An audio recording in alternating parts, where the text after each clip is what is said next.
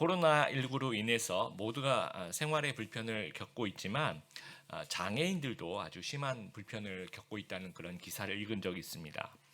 청각 장애인 같은 경우에는 입 모양을 이렇게 읽어서 말을 알아듣는데 이 마스크를 쓰게 되니까 입 모양을 읽지 못해서 이 소통하는 데 많이 힘들다라는 이야기를 들었습니다.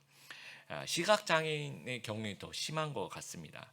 엘리베이터를 타면 거기 이제 1층, 2층, 3층 이렇게 점자 표시가 되어 있습니다. 다음부터 한번 주의 깊게 보시면 1 옆에 어떤 점자 표시, 2 옆에 그래서 그거를 만지면서 내가 가야 되는 그 층수를 누르게 되는데 요즘엔 이제 항균 필름이 다 이렇게 발라져 있다고 해야 될까요? 그러니까 이게 읽혀지지가 않는 겁니다. 그리고 모든 생활이 좀 만지면서 뭔가를 해결해야 되는데 좀 위생적으로 문제가 계속 발생할 수 있다라는 거죠. 그리고 요즘에 뭐 배달만 해도 전화보다는 휴대폰으로 또 무슨 예약을 하더라도 요즘에는 전화 예약 잘 안 되고 이 네이버 예약 같은 걸로 휴대폰으로 다 이렇게 모바일로 하는데 이 터치 스크린을 보면서 눌러야 되는데 이제 그것이 힘드니까 많이 힘들다고 합니다. 또 이제 무인 상점도 많이 늘어나고 키오스크를 또 써야 되고 이런 어려움이 있다라는 거죠. 또 이 교통약자죠. 이동권이 제약되다 보니까 그런 말을 좀 하는 걸 들었습니다. 이 땅에서 시각 장애인으로 산다는 것은 하루에도 몇 번씩 목숨을 걸어야 하는 일이다. 눈이 보이지 않는다는 거 우리가 상상만 해도 참 얼마나 불편하고 힘들까라는 생각을 하게 됩니다. 오늘 본문에 시각 장애인이 이제 등장을 합니다. 그래서 예수님께서 이 시각 장애인의 눈을 이제 고쳐 주시는 그런 이야기입니다. 그러니까 오늘 본문은 공간 복음 모두 다 기록이 되어 있어요. 마태, 마가, 누가복음에서 신학적으로 굉장히 중요한 본문입니다. 두 가지 면에서 좀 중요하다고 생각되는데요. 첫 번째는요. 이사야 선지자가 이제 메시아를 예언해요. 29장 18절 보면 그날에 어둡고 캄캄한 데에서 맹인의 눈이 볼 것이다. 그 밑에 구절 같이 한번 읽어볼 거예요. 시작. 그때에 맹인의 눈이 밝을 것이며, 그때란 말은 예수님이 메시아가 오실 그때란 얘기예요. 그래서 이 시각장애인을 눈을 고쳐주시는 이 본문은 예언을 성취하시는 이분이 메시아시다라는 것을 강조한 아주 중요한 본문이고요. 또 하나는 이 맹인들도 다윗의 자손을 알아봤는데 눈뜬 자들, 너희 백성들, 또 종교 지도자들, 바리새인들은 눈을 이렇게 뜨고 있으면서도 왜 예수님이 메시아임을 알지 못하느냐라는 것을 또 꾸짖는, 또 경고하는 그런 메시지이기도 하다라는 거예요. 그러니까 신학적인 관점에서 보면 예수님의 그 메시아 되심에 초점을 맞추고 있다라는 거예요. 오늘 이제 오늘 설교 드리고 싶은 설교는 이 맹인들에게 좀 초점을 좀 맞춰보았습니다. 맹인들의 믿음에 눈을 뜨는 기적을 경험한 시각 장애인들이 가졌던 믿음은 어떤 믿음일까? 그 믿음의 비결을 좀 살펴보면서 이 맹인들의 믿음이 좀 우리의 믿음이 되었으면 좋겠고, 맹인들의 기적이 우리의 기적, 맹인들의 어떤 간증이 우리들의 간증이 되었으면 좋겠습니다. 첫 번째, 기적을 경험하는 믿음의 세 가지 비결 중에 첫 번째는요, 소원을 품는 믿음입니다. 29절을 보니까 여리고를 지나간다라고 이야기를 해요. 아까 우리가 영상에서 본 것처럼 예루살렘으로 간 아주 중요한 길목입니다. 그래서 경제적, 사회적, 정치적, 지리적으로 아주 중요한 거점 도시입니다. 언제나 사람들로 붐비죠. 아주 사람들이 왕래가 많으니까 거기 이제 세관이 있어요. 그 세관에서 세리 삭개오가 예수님을 보려고 했더니 사람들이 너무 많아서 뽕나무에 올라가는 이야기가 이제 여리고에서 일어나고 있습니다. 6월절 앞두고 예수님과 제자들이 동선이 이제 갈릴리에서 여리고를 거쳐서 이제 예루살렘으로 올라가시는 거죠. 아까 영상에 나온 것처럼 그러니까 평소에도 워낙 유동 인구가 많은 곳인데 거기에다가 예수님과 제자들까지 그 예수님과 제자들 또 보러 온 많은 사람들까지 합쳐져서 굉장히 큰 무리들이 예수님을 따라서 이제 움직여 가는 겁니다. 그래서 30절에 맹인 두 사람이 이제 나옵니다. 아까 마가복음과 누가복음도 나오지만 마가복음과 누가복음 보면 맹인 한 사람이 나와요. 는 두 사람이었으니까 마태는 이제 두 사람이라는 것을 얘기하고 있고 그 중에서 이제 마가와 누가는 그 한 사람에게 좀 초점을 맞추고 있는 거예요. 근데 그 한 사람의 이름이 마가복음 10장에 보면 바디메오라고 나옵니다. 그러니까 바라는 말은 이제 누구의 아들이라는 말이에요. 그러니까 디메오의 아들 바디메오라고 나와요. 근데 이게 이제 이름 그 자체가 이제 이름일 수도 있겠다라고 생각하시는 분도 있고요. 또 어떤 분은 이 바디메오라는 이름은 이름이 아니다. 그냥 디메오의 아들. 그러니까 이 사람 이름이 없는 거예요. 그러니까 디메오의 아들인 거예요. 왜냐? 그러니까 이름을 몰라도 되는 이 마가복음에 보면 정확하게 거지라고 표현을 하고 있어요. 앞이 보이지 않기 때문에 국어라는 생활을 하고 있었다는 거죠. 그러니까 사람들이 이 사람의 이름을 알 필요도 없고 알고 싶지도 않고 그래서 그냥 이름 없는 존재, 그냥 디메오의 그냥 아들인 거죠. 그렇게 존재감이 없는 사람이었다라는 거예요. 그래서 이 두 맹인 그 중에 한 명이 이제 바디메오죠. 바디메오가 예수님이 여리고를 지나가신다는 소식을 들어요. 굉장히 비슷한 본문이 마태복음 9장에도 나옵니다. 그래서 제가 마태복음 9장을 지금 우리 마태복음 20장에 있는 그 같이 설교하기 위해서 그걸 뛰어넘었습니다. 물론 그 뛰어넘었다는 사실을 모르실 수도 있을 텐데 하여튼 그랬다는 것만 여러분 알고 계시면 마태복음 9장 그 뒷부분에 나오는 그 맹인을 고치는 이야기가 지금 우리 마태복음 20장 나오는 너무너무 비슷한데 동일한 사건이 아니에요. 마태복음 9장은 이 가버나움에서 이 소경을 맹인을 시각장애인을 고치시는 그런 이야기고 지금 이 마태복음 20장은 여리고에서 고치신 아마도 이 소문이 여리고까지 퍼져나갔을 거예요. 바보나움에서 이런 일이 있었대. 이런 일들이 퍼져나가서 여리고에 있는 이 바디메오도 이 소식을 들었을 거예요. 이 시각장애 나 같은 사람 고쳐주셨대 라는 소식을 들었을 겁니다. 그래서 예수님 오신다는 소식을 듣자마자 갑자기 맹인들이 소리를 치기 시작해요. 그 내용이 뭐냐면 누가복음 18장은 이제 내용이 조금 더 구체적으로 나오는데 맹인이 이렇게 앉아 있다가 사람들이 막 이렇게 웅성웅성 되니까 누구 무슨 일이냐 누가 지나가냐 하고 옆 사람에게 물어봅니다. 사람들이 뭐라고 얘기하냐면 나사렛 예수가 지나가신다 그렇게 얘기를 해요. 오늘 이제 마태복음엔 예수께서 지나가신다 함을 듣고라고 돼 있죠. 아마 물어봤을 거예요. 누가 지나가십니까? 누가복음에는 나사렛 예수가 지나가셔. 이 마태복음에 그냥 예수가 지나가셔.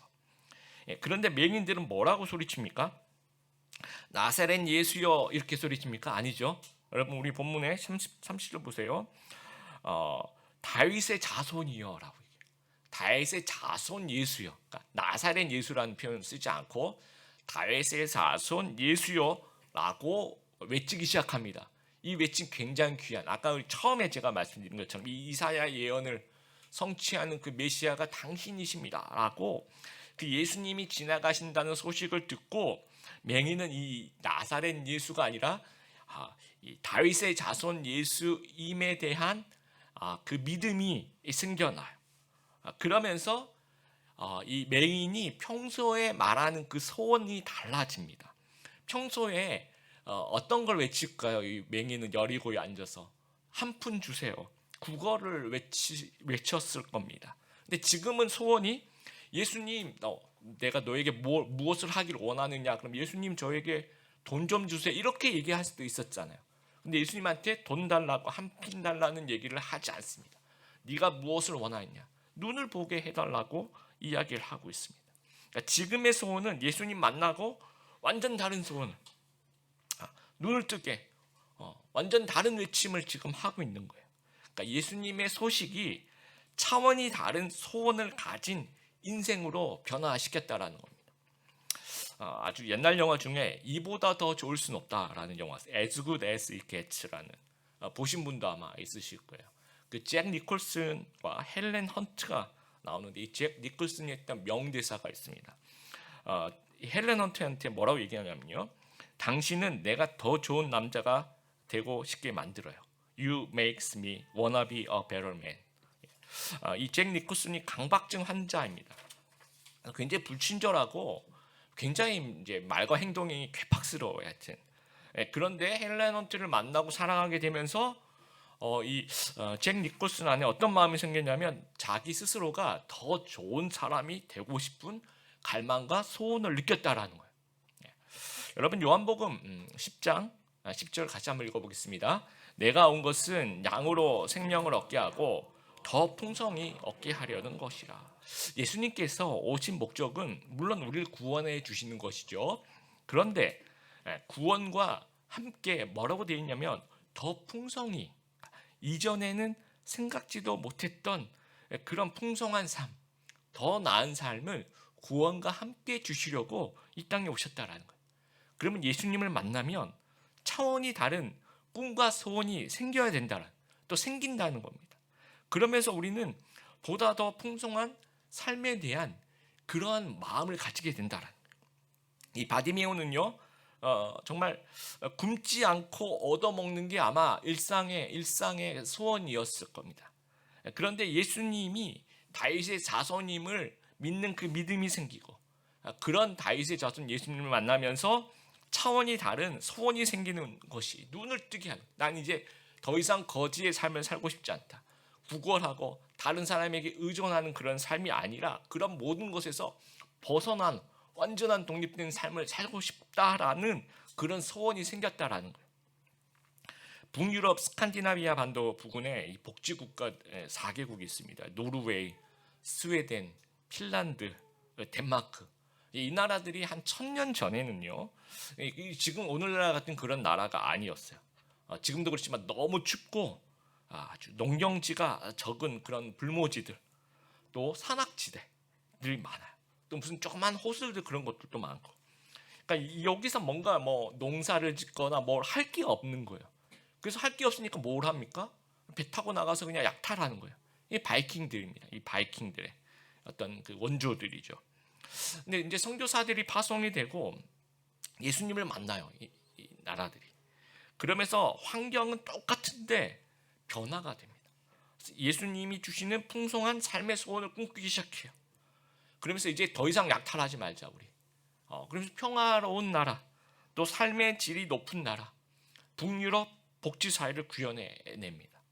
그러니까 단순히 우리에게 오늘 말씀은 기도 제목이 있는가 이걸 물어보는 게 아니에요.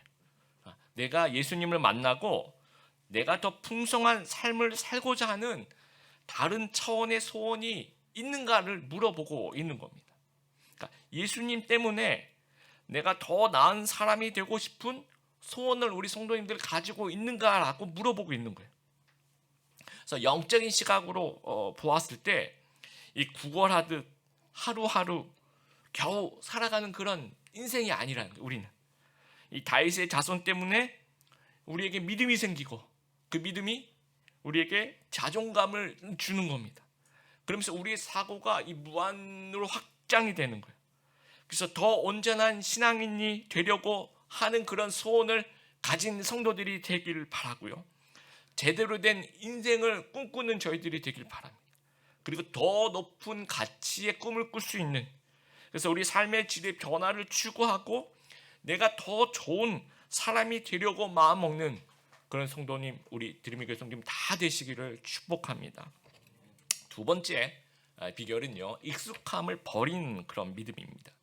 어느 복지관 홈페이지에 들어가 봤더니 시각 장애인을 대한 에티켓이 이렇게 쭉 이렇게 나와 있더라고요. 그 중에 정리정돈에 대한 부분이 있었는데요, 이렇게 설명하더라고요. 시각 장애인이 사용하는 서류와 물건을 임의로 옮겨놓지 말라는, 절대로. 꼭 바꿔야 할 경우에는 먼저 허락을 받고 옮겨진 위치를 정확하게 알려줘야 된다는, 이해되시죠? 그렇죠? 시각 장애인에게는 이제 루틴, 또 어느 물건이 어디에 있고 내가 어느 길을 가고 그 익숙함이 어느 누구보다도 굉장히 중요한 의미를 갖게 됩니다. 여리고의 바디메오도 마찬가지. 예수님의 이 소식을 듣습니다. 그러면서 평소에 가졌던 이 맹인이기 때문에 평소에 그 루틴이 있을 거 아니에요, 그렇죠? 그 루틴을 파괴해요. 두 가지. 첫 번째는 사람들의 통제에서 벗어납니다. 여러분, 구걸하는 맹인에게 있어서 사람들의 통제는요 굉장히 중요합니다. 잘 따라야지 구걸이 용이해요. 누가 나를 데려가고 여기 사람들 많이 지나가 여기 앉아 있으라고 하고 그런 지시를 잘 따르는 것이 굉장히 자기의 어떤 구걸에 굉장히 도움이 많이 되는 거죠. 그러면서 거기에 익숙해지는 겁니다. 그런데 예수님께 막 소리를 치니까 사람들이 이제 막 꾸짖어요. 소리치지 말라고. 그럼 평소 같으면 그 사람들의 말을 잘 들어야지 이 구걸이 되는 거예요. 근데 그 익숙함을 벗어납니다. 더욱 크게 소리를 지르는 거예요. 말 안 듣습니다. 그 순간. 그리고 두 번째, 예수님께서 이제 마가복음 10장에 보면 예수님께서 이제 불러요. 무슨 일 한번 데리고 와라. 그랬더니 그 예수님이 부르신다는 소식을 듣고 겉옷을 내버리고 뛰어 일어났다라고 이 마가복음 10장 50절에 설명을 하고 있습니다. 여러분 그 겉옷을 이렇게 버리고 그렇죠 내버리고 근데 우리는 이제 뭔가 옷을 황희찬 같이 이렇게 벗어 던졌어요. 그럼 나중에 그걸 주워 올 수 있잖아요, 그렇죠? 그런데 이 맹인 같은 경우에는 이게 어디 떨어졌는지 알 수가 없어요. 누가 주워 주지 않아요. 그리고 겉옷은요, 우리 한겨울의 외투 같은 그런 굉장히 중요한 생명과도 같은 거예요. 그리고 벌떡 일어날 일이 없어요, 그렇죠? 왜냐하면 앉아 있는 우리 이제 30절에 봐도 길가에 맹인이 어떻게 하고 있습니까? 서 있습니까? 아니에요. 앉아 있습니다. 늘 일상이 앉아 있는 거예요. 구걸하기 위해서는 앉아서 손을 내밀거나 어떤 그릇을 앞에 갖다 놓거나 해야지 된다라는 거예요. 근데 그 익숙함을 벗어나서 뛰어 일어나는 거예요. 이제는 일어나는 거예요. 예수님께 가야 되니까. 그러니까 이런 익숙함을 버려야지 예수님을 만날 수 있다라는 겁니다. 마시멜로 이야기 여러분 다 읽어보셨죠? 거기 이제 유명한 얘기가 나옵니다. 개구리의 결심. 햇살 뜨거운 여름날 오후 개구리 3마리가 이 나뭇잎을 타고 이렇게 개울가에 이렇게 내려보고 있는데 갑자기 개구리 한 마리가 소리를 칩니다. 나는 너무 더워. 나는 강물에 뛰어들 거야. 그래서 이제 그 다음 줄에 질문을 합니다. 그러면 이 나뭇잎에는 몇 마리의 개구리가 남아 있을까요? 그러니까 우리는 이 3마리 중에 한 명이 뛰어내렸으니까 나뭇잎에는 2마리 정도 남아 있을 거라고 생각하는데 그 책에서는 그렇게 얘기를 하지 않고 3마리 그대로 남아 있다는 거예요. 왜냐하면 나는 강물로 뛰어들 거야 하고 결심만 했을 뿐이다. 정말 뛰어드는 실천은 전혀 다른 차원이라는 거죠. 왜냐하면 이 나뭇잎에 앉아 있는 게 익숙하거든요. 또 이제 일어나야 되고 귀찮고 결국은 나는 뛰어들 거야 하지만 결국 3마리 다 앉아 있더라는 거예요. 그만큼 이 익숙함이라는 건 아주 강력한 힘입니다. 여러분 미국 코넬대에서 이제 개구리 가지고 이제 반응 실험 아주 유명한 실험을 했죠. 2개 이렇게 비커에 물을 담고 하나는 섭씨 15도 그 정도면 개구리가 굉장히 좋아하는 이렇게 온도라고 합니다. 그리고 한쪽은 섭씨 45도. 45도 여러분 사우나 가시면 열탕 뜨거운 물 있죠. 그게 한 45도 정도 됩니다. 이 뜨거운 비커에다가 개구리를 잡아서 집어넣잖아요. 그러면 개구리는 뜨거우니까 살짝 들어갔다가 펄쩍 뛰어서 도망가 버립니다. 이 비커를 밖으로 이렇게 뛰어나가는 거죠. 너무 뜨거우니까. 그래서 살아요. 근데 15도 아주 좋아하는 온도입니다. 춥지도 않고 덥지도 않고 그 안에 넣어놓으면 아주 그냥 아주 좋게 가만히 있어요. 근데 그거를 아주 서서히 아주 작은 온도를 이렇게 가열을 합니다. 그러면 개구리는 변온 동물이죠. 주위의 온도에 자기 온도를 맞춰 나갑니다. 그러면서 점점 내 몸이 익어가는지도 모르고 점점 그러면서 죽어가는 거예요. 그러니까 아주 뜨거운 곳에 집어넣으면 이게 도망치면서 이게 살아나는데 아주 그냥 익숙한 환경을 만들어 놓고 거기에 계속 익숙해지도록 그렇게 노출시켜 나가는 그 환경에 그러면 내가 죽어가는지도 모르고 그냥 죽어가는 겁니다. 그러니까 익숙함이라는 것은 편안함이 아니라 마취 상태가 되는 마취 상태. 그러니까 무기력의 다른 말이 될 수 있는 거예요. 이 익숙함에 우리는 죽어가는 겁니다. 그러니까 바디메오도 마찬가지. 앞이 안 보이고 구걸하는 생활이 처음엔 힘들었을지 몰라도 시간이 지나가면서 요령도 생기고 고정된 자리도 생기고 그러면서 고정된 수입이 생기고 그걸 또 어떻게 써야 되는지 하여튼 일상이 생겼을 거야. 루틴이.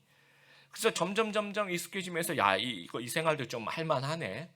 가만히 있으니까 사람들이 돈도 주고 그리고 할만하다라고 생각을 할 수 있다는 거예요. 근데 눈을 뜨려면은 예수님께 나아가야 됩니다. 그러려면 익숙한 자리를 박차고 일어나야 돼요. 익숙한 통제를 뿌리쳐야 된다라는 거. 신앙생활도 마찬가지. 이 다이나믹한 시절이 있어요, 우리에게. 이제 그 시간이 조금 지나가면 익숙해져요, 뭔가. 그러면서 영적으로 점점 무기력해집니다. 이런 거죠. 우리가 기도를 좀 개인적으로 기도를 해야지. 기도를 시작하면 한 몇 분만 있으면 막 잠이 막 쏟아져요. 예. 그리고 평소에는 잘 생각나지 않는 것들이 기도만 하면 내가 뭐 해야 되는데, 내가 누구한테 연락해야 되는데, 그런 생각이 왜 이렇게 자꾸 일어나는지 모르겠습니다. 예배도 이제 우리가 이제 교회 다 이렇게 오는데 뭐 마라톤 하기도 하고 공사도 하고 막 그렇잖아요. 그래서 한두 주 지각할 수 있어요. 충분히 이해합니다. 그런데 한 주 이렇게 지각하면 마음이 좀 불편해야 돼요. 내가 하나님께 나오면서 다음 주에는 안 그래야지 하면서 다음 주에 또 일주 오면 또 그게 정상적인 살아 있는 거예요. 그게. 그런데 또 그 다음 주에 또 똑같이 늦고 그 다음 주에 또 늦고 그러면서 내가 하나님한테 좀 늦는다는 것에 대한 감각이 없어져요. 하나도 안 미안해요. 그러면서 또 예배 시간에 이 찬양을 해도 어떤 날은 굉장히 은혜가 되는데 어떤 날은 마음이 안 와닿아요. 근데 안 와닿는데 그것이 안타까워요. 이거 굉장히 위험한 신호입니다. 그리고 예배를 드려도 이게 뭔가 뭐라고 해야 될까? 눈물이 없다고 얘기할까요? 마음에 감동이 없어요. 그거 이제 좀 이상해야 됩니다. 왜 그럴까? 나는 왜 요즘에 그러니까 그것이 그러면 이제 늘 그러면 좀 누구 탓일 수도 있겠지만 어떤 날은 또 은혜 되는데 어떤 주는 또 은혜가 안 되는 거예요. 또 어떤 데는 은혜가 되고 어떤 데는데 어떤 은혜가 안 되는 기간이 좀 길어져요. 굉장히 위험하거든. 근데 그것이 내가 왜 그럴까를 생각하고 식음을 전폐하면서 그것을 고민하고 기도하고 금식 들어가고 막 주위 사람들한테 기도 제목 막 얘기하고 그래야 되는데 그러지 않는 모습은 나는 나태함에 익숙해 있다라는 거예요. 그래서 익숙한 이런 것들과 우리가 좀 이별해야 될 필요가 있습니다. 이 바디메어와 같이 익숙한 자리를 좀 박차고 나오는 우리 성도님들이 좀 되었으면 좋겠습니다. 예배 때 맨날 조금 늦는다 생각이 되신 분이 있으면 제가 팁을 알려드릴게요. 1시간 일찍 오시면 여러분 1시간 일찍 오셔서 주보도 접고 그 다음에 이제 교통 안내하는 것 좀 도와주시고 그 다음에 기도하고 커피 한 잔 마시고 그렇게 한번 예배를 진짜 이건 시범적으로 한번 드려보세요. 그러면 완전히 다른 얘기입니다. 완전히 다른 예배. 완전히 이렇게 잠이 완전히 깬 상태에서 집중해서 드릴 수 있는 예배가 또 될 수 있어요. 또 이제 주일 온라인 오늘도 이제 몸이 불편하셔서 못 나온 분들이 있으세요. 열이 막 나고 그다음에 기침과 또 확진되신 분들도 계십니다. 그런 분들은 이제 지금 우리 온라인 예배 잘 드리고 계실 거라고 생각합니다. 그런데 이제 좀 그런 거와 상관없이 좀 장기적으로 온라인 예배를 드리다 보면 우리가 매너리즘에 빠져요. 그렇죠? 내가 지금 예배를 드리는 건가? 내가 몸 안에 있는 건가? 몸 바깥에 내가 이게 이불 아닌가? 아니면 하나님 앞에 있는 건지. 그럴 때는 이 익숙함과 이별을 해야 돼요. 자리를 박차고 현장으로 나와야 되는 거예요. 여러분 우리 공감터 현장 매주 다이나믹하죠. 그렇죠?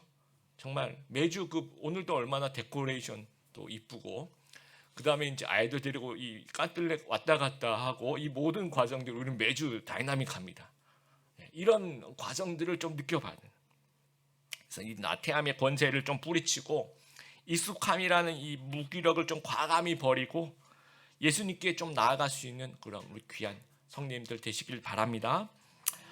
마지막으로 간절함을 가진 믿음입니다.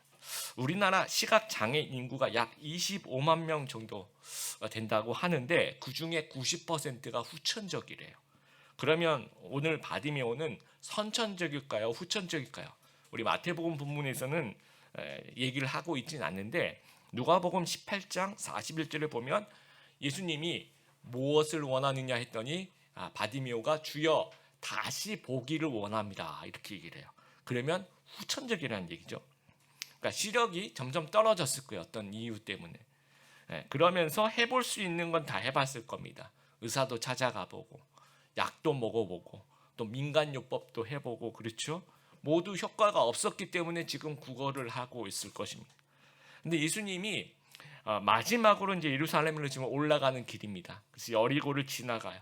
그리고 예수님이 이 길로 쭉 예루살렘을 향해 올라가시면 유월절 절기 근처에 예수님이 십자가 달려 돌아가시는 거죠. 그럼 아마도 이번이 마지막 기회라는 거.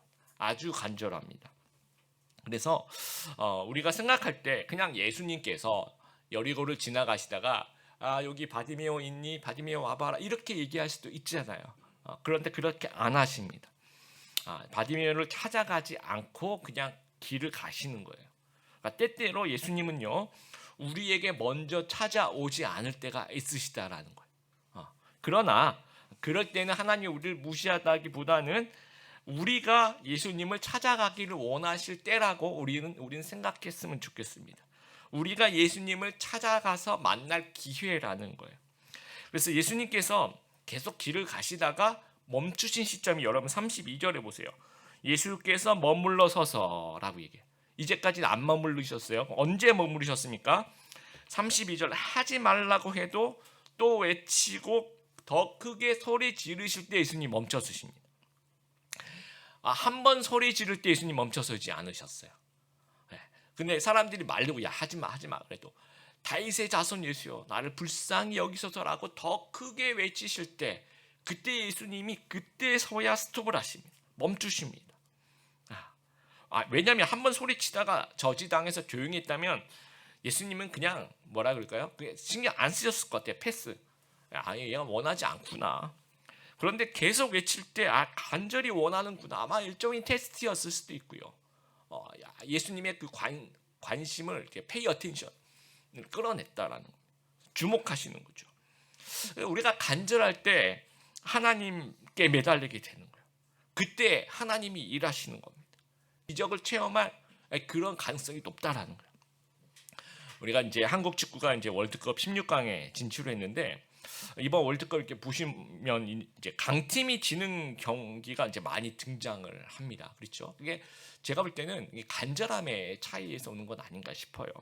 특히 이제 독일 같은 경우에 2014년 우승할 때 그 나왔던 유행어가 이런 얘기죠. 뭐 축구라는 경기는 뭐 어찌어찌 해서 결국 독일이 우승하는 경기다. 뭐 그런 얘기가 나올 정도로 너무너무 잘한다. 좀 그랬습니다. 모두가 아마 그렇게 생각했을 거예요. 막 그것이 조금 간절함을 좀 감소시키는 원인이 되었는지 몰라도 이번에도 보니까 그렇게 상대방은 엄청 열심히 하는데 여기는 조금 이제 설렁설렁하는 듯한 그런. 그래서 4년 전에 우리한테도 지고 또 올해도 일본한테도 지면서 2회 연속 탈락하는 걸 봐요. 우리 한국 경기를 보면 저도 울고 그렇죠. 이겨도 울고 간절해. 우리는 막 진짜 1승이 좀 너무너무 16강 이게 정말 몇 년 만입니까 여러분. 그렇죠. 근데 이제 다른 잘하는 나라는 맨날 16강 가고 8강 가고 4강 가고 그러니까 간절함이 없어요. 여러분 징기스칸이 이제 말년에 몽골 제국에게 이렇게 이야기를 합니다. 내 자손들이 비단 옷을 입고 벽돌집에 사는 날 제국은 멸망할 것이다. 내 자손들이 다시 비단 옷을 입고 벽돌집에 사는 날 제국은 멸망할 것이다. 역사상 가장 넓은 영토의 대제국이 전쟁하면서 망하지 않는다고 해요. 비단 옷을 입고 벽돌집에 살게 될 때 그때 멸망한다라는 거죠. 여러분 참 이거 생각해볼 문제입니다. 왜냐하면 우리 인격이라는 거 또 이제 우리 신앙도 마찬가지고 세 가지 요소가 있다고 하죠. 지, 정이죠. 지는 이제 지식에 대한, 정은 감정에 대한, 의는 의지에 대한. 그래서 의지로 이 세 번째 이 의지로 되게 중요합니다. 정신적으로. 근데 이제 징기스칸은 이제 몽골 이 유목민입니다. 노마드라고 그랬죠. 노마드. 그래서 풀과 또 이제 물을 찾아서 계속 이동을 해요. 그리고 이 풀과 물을 찾는 것이 굉장히 간절합니다. 생명과 직결되어 있는 겁니다. 계속 이동하고 계속 찾아가는 거예요. 그러다 보니까 정신적으로 그 의지가 살아있어요. 계속 새로운 것을 찾아서 또 익숙해질 때 다른 간절함으로 또 옮겨가고 이런 것이 우리를 살려 나간다라고 이제 징기스칸이 생각을 하는 거죠. 근데 비단 옷을 입어요. 이제는 일 안 해요. 벽돌집에 이거는 벽돌집이 있으면 이건 움직일 수 있는 것이 아닙니다. 그러면 고정된 농사와 고정된 주거를 확보되었을 때 이제 간절함이 사라진다는 거죠. 의지력 이런 것들 막 많이 줄어든다는 거죠. 그러니까 그냥 했던 걸 답습하고 했던 걸 반복한 그러면서 우리 너희들의 정신력은 죽어갈 것이다라는 얘기를 하는 거예요. 그래서 이제 요즘에 기업체도 이 징기스칸에게 배우는 노마드 리더십이 굉장히 주목합니다. 예.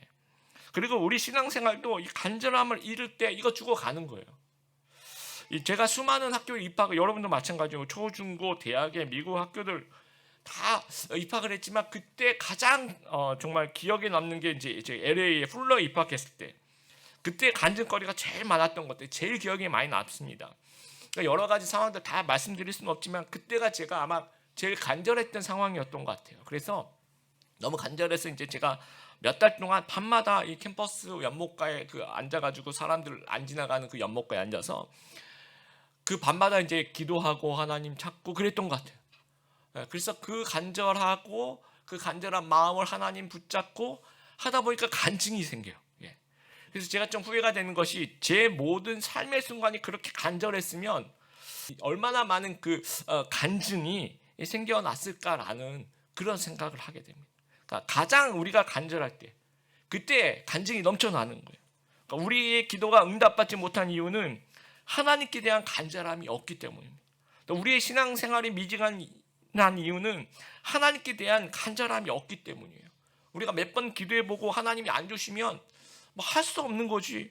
나를 위로해 줄 다른 그것을 찾아가는 겁니다. 바디메오, 예수님 외에는 다른 대안이 없었어요. 그렇기 때문에 외치지 않을 수 없고 앉아 있을 수 없는, 그러면서 고함칠 수밖에 없는 그런 간절한 믿음이 있었다는 거예요. 그래서 우리 귀한 우리 성도 여러분에게도 이 바디메오와 같은 그런 간절한 외침이 있게 되길 바랍니다. 여러분, 막강한 칭기스칸의 그 제국도 간절함이 없을 때 망하는 겁니다. 우리의 신앙생활도 이 간절함, 절박함이 없어지면 이게 점점 약해지는 겁니다. 우리의 그 믿음의 간절함을 좀 회복해 보길 바랍니다. 오늘 이 예배 못 드리면 나는 큰일 난다라고 하는 그런 절박감, 그래서 우리의 마음을 활짝 열고 뜨거운 기도와 열정적인 그런 찬양으로 주님 앞에 나아갈 수 있는, 또 예수님 말고는 다른 대안이 없다라는 것을 좀 절박하게 고백하는 그런 믿음이 우리 안에 있게 되길 바랍니다. 그래서 계속 뭔가 좀 시도하는, 그런 행동하는 여러분들 움직여야 됩니다. 그러니까 간절함이 있어야지 움직인다기보다는 또 움직여야 더 간절함이 생기는 경우도 있어요. 뭔가 자꾸 하면서 그 과정 속에서 깨닫고 성장할 수 있는, 바디메오 좀 앉아 있는 것이 그 생활이 아니라 이제 벌떡 일어날 수 있는 여러분 되시길 바랍니다. 말씀 마무리하면서 제가 어느 누구한테 들은 얘기인데요, 이런 얘기를 하시더라고요. 당신이 힘들었다는 것은 당신이 진심이었다는 증거입니다. 다시 읽어볼게요. 당신이 힘들었다는 것은 당신이 진심이었다는 증거입니다. 현대인들이 살면서 힘들다 보니까 그럴 수도 있을 거예요. 점점 이 진심을 좀 잃어버리는 것 같아요. 그래서 원래 처음엔 안 힘들라고 진심을 잃어버렸는데 나중에 그게 더 힘들어요. 이 진심을 잃어버리니까 힘든 것도 없고 늘 그냥 똑같은 거죠, 삶이. 그래서 그게 더 힘들게 만들어 가는 거예요. 그래서 진실함을 회복하면서 살아있음을 좀 느낄 수 있는 저희들이 되었으면 좋겠습니다. 그래서 바디메오에게 배우는 이 믿음의 세 가지 비결, 소원을 품는 이 믿음, 익숙함을 좀 극복하고 또 간절함을 가지는 이 믿음, 그래서 하나님을 위해서 뭘 자꾸 하고 싶어지는 그런 성도가 되길 바라고요. 그래서 바디메오 믿음이 나의 믿음이 되고, 바디메오 기적이 나의 기적이 되고, 바디메오의 간증이 나의 간증이 되는 우리 귀한 성도님 다 되시기를 주님의 이름으로 축복합니다.